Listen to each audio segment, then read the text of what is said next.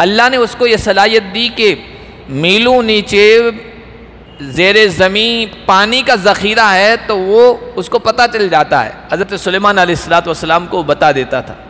अजीब अल्लाह की कुदरत है। देखिए, हज़रत अब्दुल्ला इब्न अब्बास रज़ी अल्लाह ताला अन्हु से एक मरतबा किसी ने सवाल कर दिया।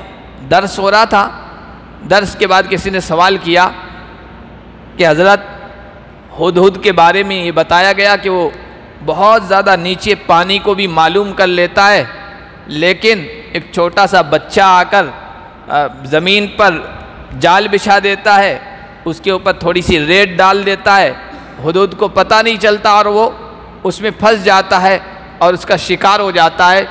इतना नीचे पानी उसको पता चल जाता है और जाल नज़र नहीं आता, ये क्या मामला है?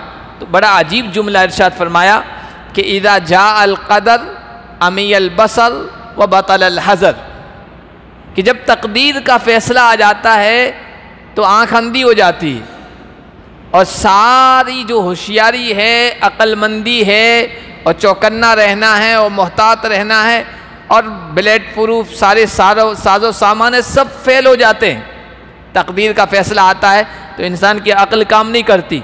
इंसान सोचते हैं यार इसके साथ ये कैसे हो गया, इतना ज़हीन था, इतना होशियार था, इतना कंट्रोल रखने वाला था, इतना सब कुछ था कि भाई तकदीर के फ़ैसले ने सब कुछ ख़त्म कर दिया।